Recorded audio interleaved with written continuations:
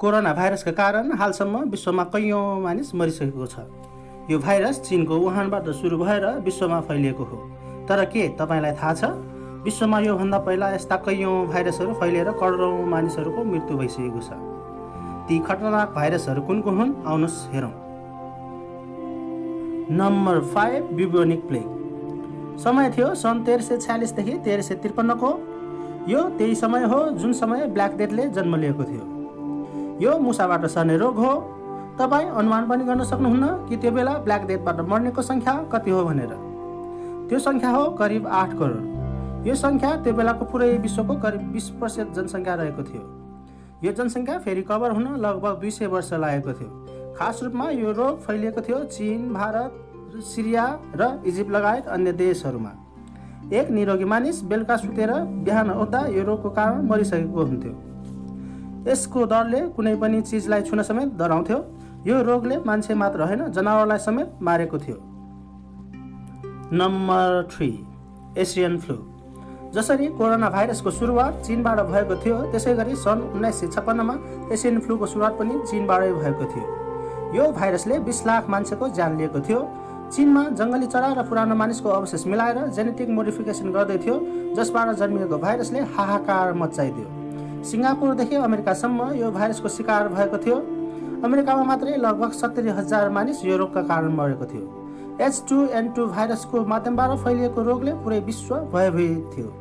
WHO ले गरेको final काउन्टबाट पुरै विश्वमा लगभग 20 लाख मान्छेको मृत्यु भएको तथ्य सार्वजनिक गरेको थियो।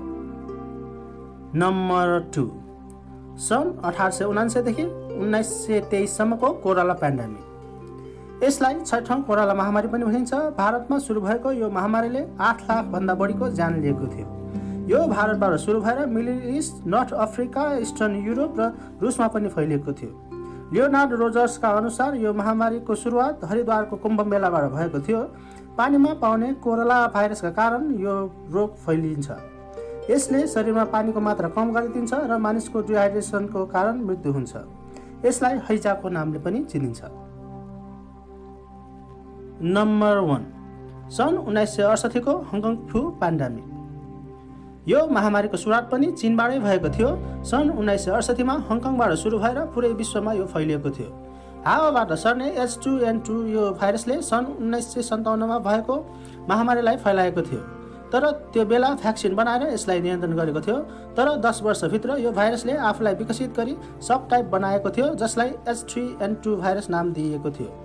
यो भाइरससँग जुत्न इम्युनिटी मान्छेको शरीरमा थिएन, किनकि यसको सर्फेस प्रोटिन शरीरको लागि पर्याप्त थिएन। यही कारण थियो दिन प्रतिदिन मान्छेको मृत्यु बढिरहेको। यसले 3 वर्षमा लगभग 10 लाख मानिसको ज्यान लिएको थियो। आजलाई यति नै। साथीहरू, यो भिडियो कस्तो लाग्यो कमेन्ट गरिदिनु होला। साथै भिडियोलाई लाइक र सेयर पनि गरिदिनु होला। त्यस्तै हाम्रो च्यानललाई सब्स्क्राइब पनि गरिदिनु होला र सँगै रहेको बेल आइकनलाई क्लिक गरेर अल नोटिफिकेसनलाई पनि क्लिक गरिदिनु होला, जसबाट तपाईलाई यस्तै जानकारीमूलक भिडियोको नोटिफिकेसन सबभन्दा पहिला आफ्नो मोबाइलमा प्राप्त गर्न सक्नुहुनेछ।